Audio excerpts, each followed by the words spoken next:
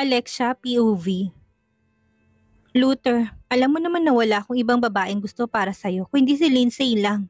Seryosong wika ng mommy ni Luther sa kanya. Mom, please, stop it. Kilala niyo po ako noon pa. Alam niyo po na hindi niyo ako mapipilit na gumawa ng mga bagay na ayaw ko.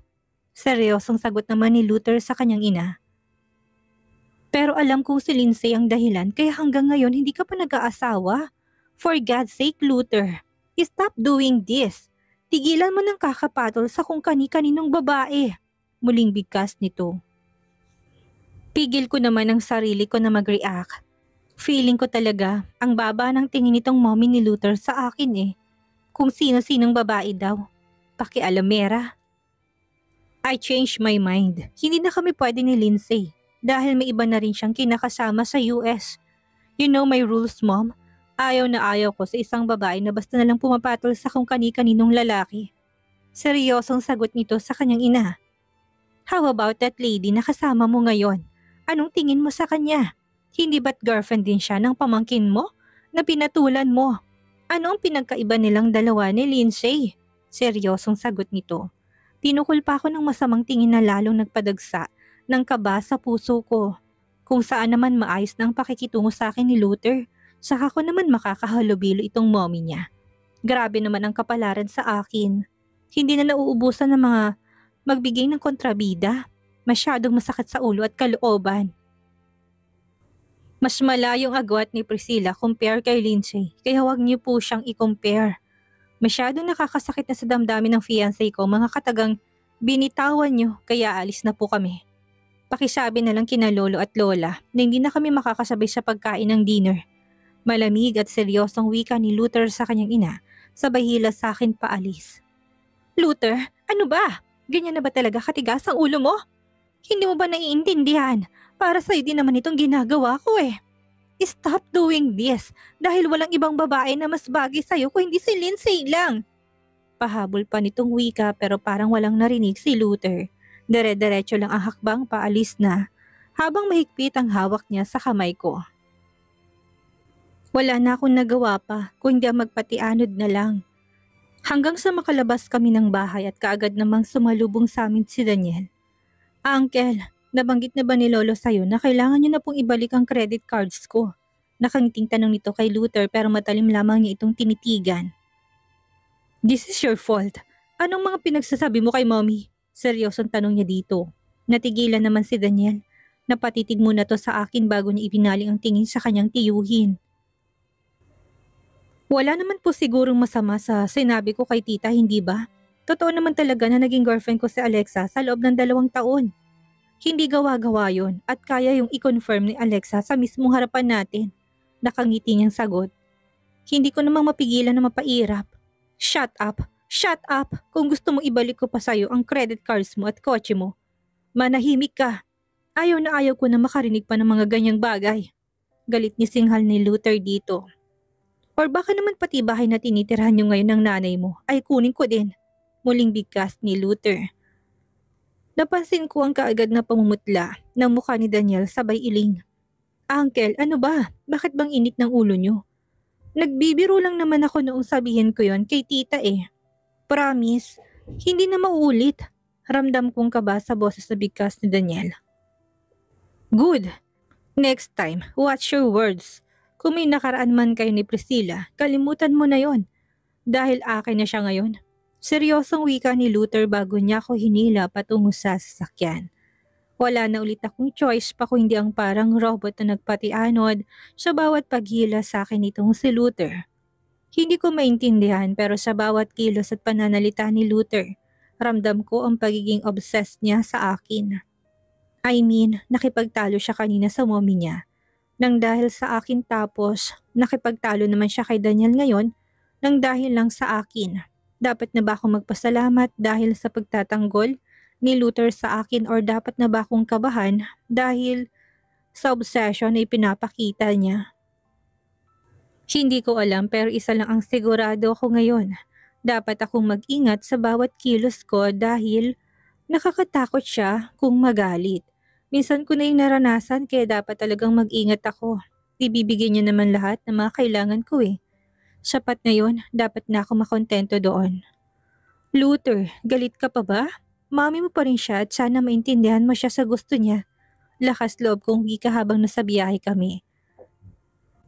Pauwi na kami ng penthouse at hanggang ngayon, ramdam ko pa rin ang tensyon sa kanyang katawan. Nakakatakot siyang tingnan. Salubong ang kilay niya at matalim kong tumitig.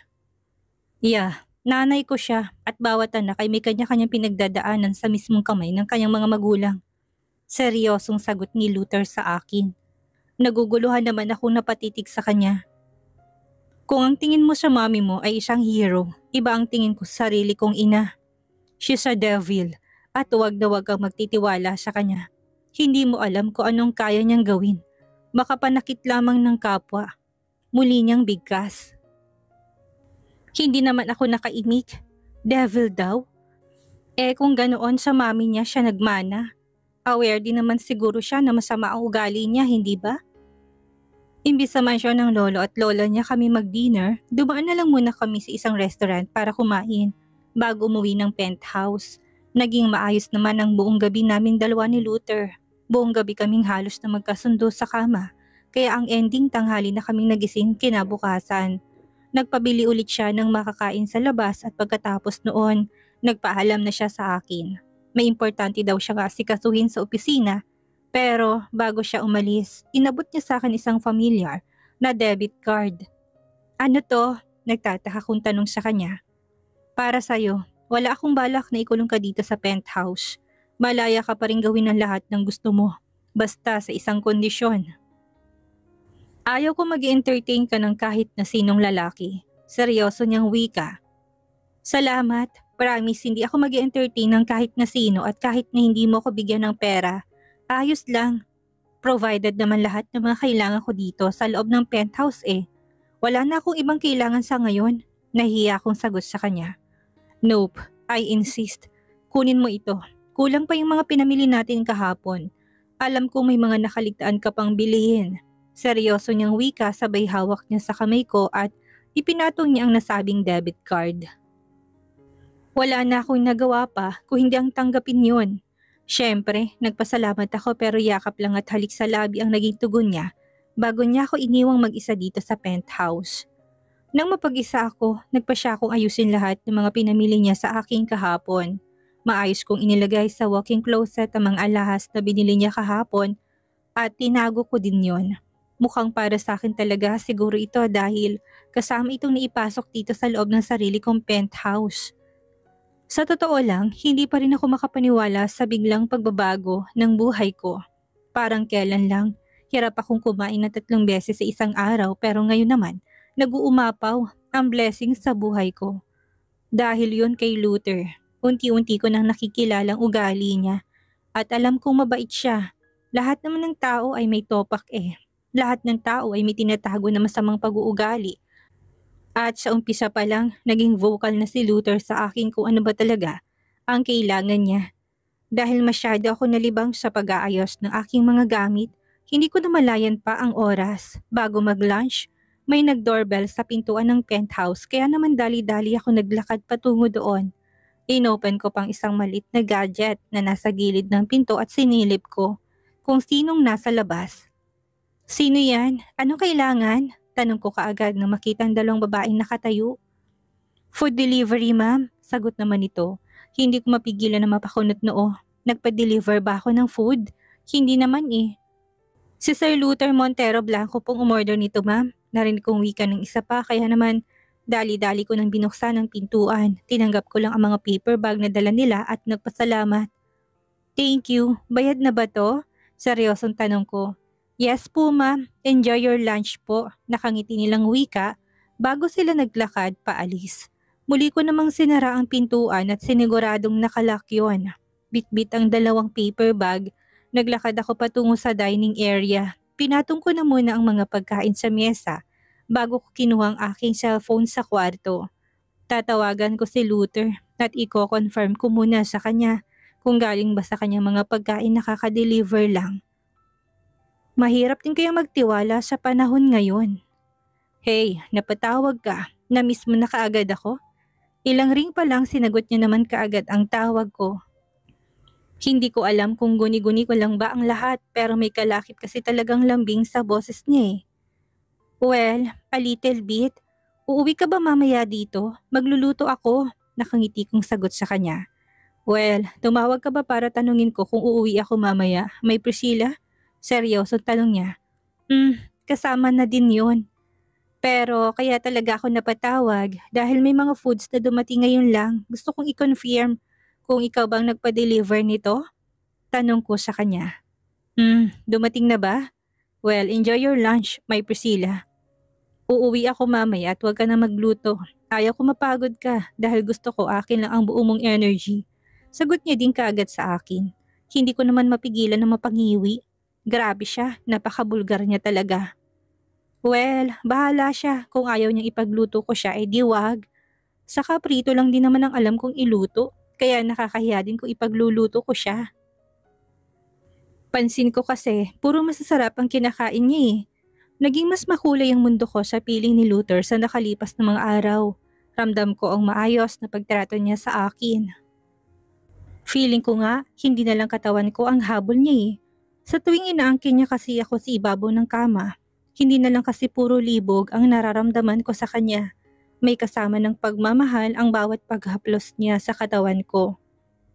Kagaya na lang ngayon, magkaniig kami sa ibabaw ng kama at hindi na lang puro pagnanasa ang nakikita ko sa mga mata niya. May nakikita na akong kakaibang kislap. Kislap ng pagmamahal. Let's have a baby, Priscilla. Bigyan mo ko ng anak. Seryoso niyang bigkas habang patuloy sa paglalabas-pasok ang sandata niya sa naglalawa kong hiyas. Napakapit ako sa kanyang braso at hindi magkamayaw sa kakaungol. Baby? Yes, okay lang. As long as magkasama tayong dalawa, walang problema. Ibibigay kung gusto mo, Luther. Mahina akong usal na sinabihan ko pa ng pag-ungol. Grabe, halos tumirik ng aking mga mata sa sobrang sarap na nararanasan ko sa piling niya. Ang galing niya talaga sa kama, kuhang-kuha niya talaga ang kiliti ko. Shit, ang sarap mo, Priscilla. Ang sarap mo talaga. I really like you. Mahina niyang sambit sabay ang niya sa labi ko. Ilang pagulos pa ang ginawad niya sa akin bago namin sabay na narating ang rurok. Parehong habol namin ang aming paghinga pagkatapos naming makaraos. Muli kami nakatulog ni Luther sa ibabaw ng kama na magkayakap. Pagkatapos naming makaraos, kinaumagahan nagising kaming pareho sa malakas na tunog ng doorbell kaya naman kahit na inaantok pa, sabay na kaming napabangon. May ina-expect ka bang bisita? Seryosong tanong niya sa akin. Kaagad naman ako umiling. Si Rita lang ang dumadalaw sa akin dito at imposibleng pupunta siya ngayon dahil may pasok siya sa opisina, hindi ba? Seryosong sagot ko sa kanya. Kaagad niya namang hinagilap ang kanyang mga kasuotan at dali-dali ng sinuot yon. Samantalang ako naman na hinagilap ang bathrobe at yun na lang ang sinuot ko. Bala ko na rin kasing maligo eh. Actually, bala ko maligo kasabay ni Luther para tipid sa tubig. Si Luther na din ang lumabas ng kwarto para pagbuksan ko sino man ang nagdo-doorbell. Nakakairita na din kasi ayaw huminto sa kaka-doorbell na akala mo emergency. Pagkatapos kong maibuhol sa katawan ko ang bathrobe, kusa na rin akong lumabas ng kwarto kung saan sakto namang nabuksan na ni Luther ang pintuan. Napahinto pa nga ako sa paghakbang na mapansin ko. Ang babaeng kausap niya sa pintuan at kaagad na nalaki ang mga mata ko sa gulat nang walang sabi-sabing basta na lang itong yumakap kay Luther. Luther, I missed you. I really miss you. Narinig kong sambit nito. Pakaramdam ko para kung ipinako sa aking kinatatayuan. Sinong babaeng ito? Bakit tinayaan ni Luther na yakapin siya? Loren, anong ginagawa mo dito? Stop it. Narinig kong sambit ni Luther. Iiyak na sana ako sa sobrang panibugho nang nararamdaman ng walang sabi-sabing basta na lang siyang itinulak ni Luther na siyang dahilan kaya napabitaw ang babaeng hitad sa pagkakayakap kay Luther. Buti nga sa kanya. Luther, ano ba? Ako to si Lindsay. Don't tell me nakalimutan mo na ako. Nang ganun-ganun lang. Naiyak nitong sambit. Of course, hindi kita nakalimutan at lalong hindi ko din makakalimutan ang mga kawalang hiyaan na ginagawa mo sa akin. Now, umalis ka na. Alis! Mataas ang boses na wika ni Luther. Lihim namang nagdiwang kalooban ko. Sinuklay ko pang mga mahaba kong buhok gamit ang aking daliri at walang sabi-sabing naglakad palapit sa kanila. Luther, sinong dumating? Painosente kong tanong, sabay pa silang napalingon sa akin. Kitang-kita ko rin ang gulat sa mga mata ng babae nang makita niya ako samantalang si Luther naman ay kaagad na napangiti. Priscilla, wala to. May napadaan lang na isang kakilala. Si Luther na ang sumagot. Who is she? Sino siya, Luther? Mataas ang tono na boses ng babae na tanong nito. Actually, narinig kong banggitin ni Luther ang pangalan niya kanina. Siya pala si Lindsay, ang babaeng gusto ng mommy nitong si Luther na makatuluyan niya. Maganda naman pala tindig pa lang yayamanin niya. Sexy din, mas malaki ang boobs niya kumpara sa akin. Pero sa katawan mas maganda yata ako sa kanya. May puwet ako samantalang kanya flat. Medyo laylay na rin ang kanyang boobs at mas payat siya compare sa akin. My fiancé. She's my fiancé kaya tigilan mo ng kabaliwan mo. Bumalik ka na kung saang bansa ka man galing at wag ka na magpapakita pa sa akin kahit kailan. Seryosong sagot ni Luther kay Lindsay. Napansin kong mangiyak-ngiyak itong napatiti kay Luther. Pigil ko naman ang sarili ko na mapangiti. Parang gusto ko na tuloy ma-confirm sa sarili ko na mahal na talaga ako nito si Luther Ramdam ko kasi na proud talaga siya sa akin at talagang ipinakilala niya pa ako kay Lindsay bilang fiancé niya. Kilig to the highest level tuloy ang nararamdaman ko. Wow, iba ka na talaga ngayon, best friend. Hindi ko talaga akalain na ganun kapatay na patay sa'yo si Sir Luther at talagang ibinigay niya na lahat ng kailangan mo. Nakangiting wika sa akin ni Risa. Araw ng linggo, wala siyang pasok ng opisina at dahil nasa ibang bansa si Luther para sa isang conference, niyaya ko si Risa na magkita kami. Nandito kami ngayon sa isang mall para mamasyal at para mag-unwind. May basbas ni Luther itong pamamasyal ko dahil lahat naman ng kilos ko ay sinasabi ko sa kanya. Gusto kong maging tapat sa kanya sa lahat ng oras. Ayaw ko siyang mag-isip ng kahit na ano pa man sa akin dahil alam ko din naman na buo ang tiwala niya sa akin. Isa pa may mission ako at yun ay tuluyan siyang mapaibig sa akin. Halos 5 buwan na rin kaming nagsasama at aminado ako. Sa sarili ko na tuluyan ang nahulog ang loob ko sa kanya. Kulang na lang sa amin ang kasal at magkaroon ng anak at matatawag na isa kaming pamilya. Kinukulit ka pa rin ba ng ama mo? Seryosong tanong sa akin ni Risa. Hindi ko naman mapigilan na mapakunot noo. Sa sobrang lunod na lunod ako sa pag-alaga at atensyong ibinibigay sa akin ni Luther. Sa kanya na lang umiikot ang mundo ko. Niwala na akong panahon pa na makibalita sa mga nangyayari sa paligid ko. Alam mo bang nag-uumpisa na namang makabangon ang furniture business niya? Dahil yun sa tulong ni Sir Luther, wika ni Rita sa akin. Hindi ko naman mapigilan na mapakunot noo. Wala kasing nabanggit sa akin si Luther tungkol dito. Ha? Talaga? Good for them. Kung tinutulungan man sila ni Luther na makabangon, dapat nilang ipagpasalamat yon.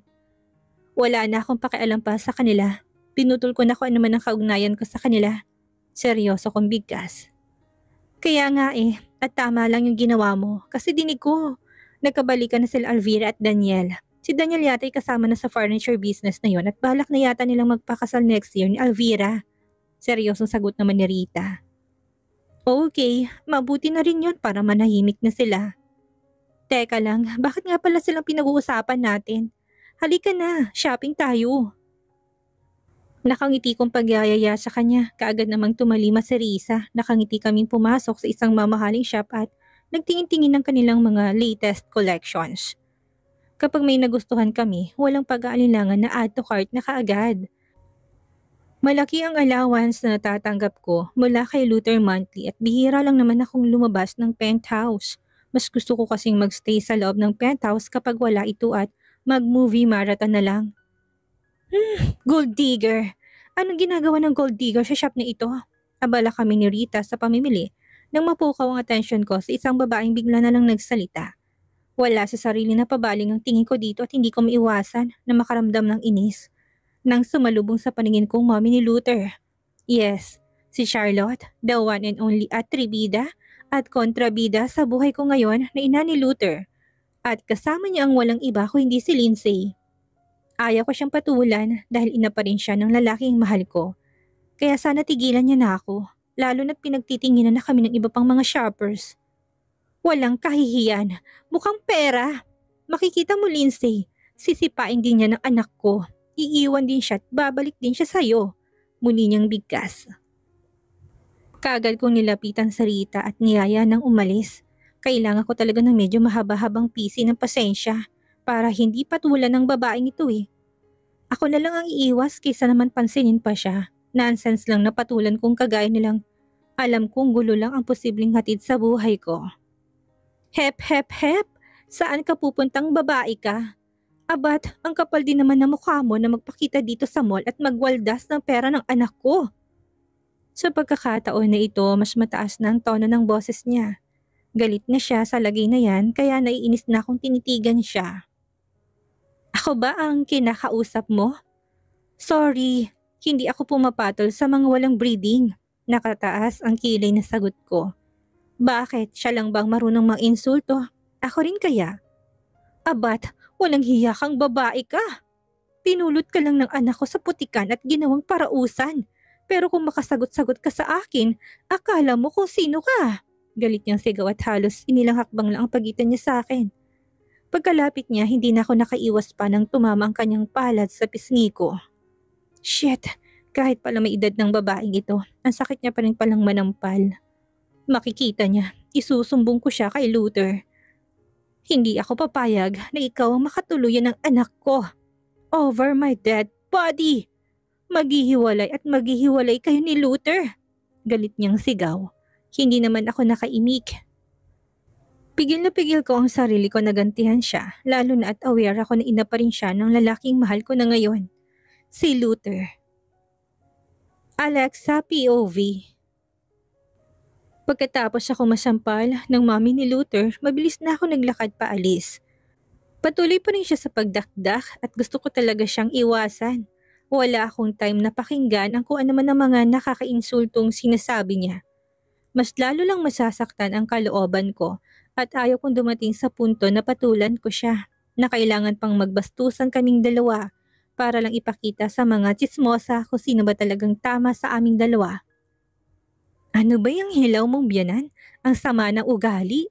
Narinig kong sambit ni Rita sa akin. Diretso na kami sa labas para mag-abang ng taxi na masasakyan. Uuwi na lang kami ng penthouse dahil nawalan na ako ng gana sa pamamasyal. Hayaan mo na, wala tayong magagawa. Ayaw niya sa akin, mababang uri na babae ang tingin niya sa akin. Mahinang sambit ko. Ramdam ko pa rin ang pamamanhid ng pisngi ko. Dahil sa tinamukong sampal.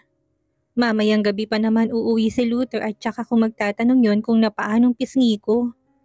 Ay, nako, kung ganyan din lang ang magiging biyanan ko, habang buhay ko talaga siyang hindi kikibuin. Ang sama ng ugali. Seryosong muling bigkas na Rita. Halata talaga sa boses itong inis kaya naman hinayaan ko na lang. Kahit naman ako, naiinis din eh. Nasira ang pamamasyal namin dahil sa babaeng yun. Pero ano pa nga ba ang magagawa namin kung hindi ang mag-move on na lang? Total nandito na lang din eh. Dumaan lang kami ng drive-thru para bumili ng pagkain at diretso na kami ng penthouse. Pagdating namin, nagstay lang ng halos 1 oras si Rita at nagpaalam na rin na aalis na daw. Nang mapag-isa ako, nagpasya na din ako matulog para makapagpahinga na. Nagising na lang ako sa mihinang haplos sa pisngi ko. Dahan-dahan kong minulat ang aking mga mata at hindi ko mapigilan na pagguhit na masayang ngiti sa labi ko nang masilayan ko si Luther. Nakauwi na pala siya. Luther, naku, pasensya na, nakatulog pala ako. Kanina ka pa ba? Magiliw kong tanong sa kanya. Dahan-dahan akong bumangon ng kama habang napapansin ko na hindi niya inaalis ang pagkakatitig niya sa aking muka. Masakit ba? Seryosong tanong niya. Ha? Nagtataka kong sagot. I said, masakit ba? Yang pisngi mo. Nilagyan mo na ba ng gamot yan? Paglilinaw niya. Yeah. Okay na. Maliit na bagay. Nakangiti kong sagot. Stay away from her. Kapag makita mo na kahit anino niya, iwasan mo na siya. Once na ayaw niya sa isang tao, ayaw niya talaga at hindi natin siya mapipilit. Seryosong wika niya. Hindi naman ako makapaniwala sa narinig ko mula sa kanya. Alam niya kaya? I mean, alam niya na ba na mami niya ang may gawa sa pasa ng mukha ko? Na meron ngayon. Hayaan mo na, gagaling din kaagad to. Pilit ang ngiti na sagot ko. Nagulat na lang ako na bigla niya na lang akong yakapin. Pagkatapos noon mapusok niya na lang akong hinalikan sa labi na kaagad ko rin namang tinugon. Kakagising ko lang at kararating lang din itong si Luther pero nauwi na naman sa mapusok at mainit na pagtatalik ang namagitan sa aming dalawa. Ganito kami palagi, palaging sabik sa isa't isa at sana lang talaga mabuntis niya na ako. Alam ko kasing gustong gusto niya nang mabuntis ako. Palagi niya itong nababanggit sa akin kaya naman excited na akong bigyan siya ng anak. Pagkatapos ng mainit na sandali sa pagitan naming dalawa ni Luther, sabay na rin kaming kumain ng dinner. May mga dala din pala siyang mga pagkain na masaya naming pinagsaluhan. Pagkatapos kumain, sinamahan niya ako na mag-movie marathon bago kami natulog. Kinaumagahan, maaga pa lang gumayak na si Luther para pumasok ng opisina. Tahimik lang ako nakamasid sa kanya na bigla na lang siyang nagsalita. Sweetheart, golden wedding anniversary nila Lol at Lola mamaya at kailangan nating umattend. Don't worry sa susuotin mo, may darating mamayang damit for you. Maghanda ka before 7 p.m. Dadaanan kita dito sa penthouse. Nakangiti niyang imporma sa akin. Nagulat naman ako sa biglaang party na pupuntahan namin. Masaya na rin akong tumango.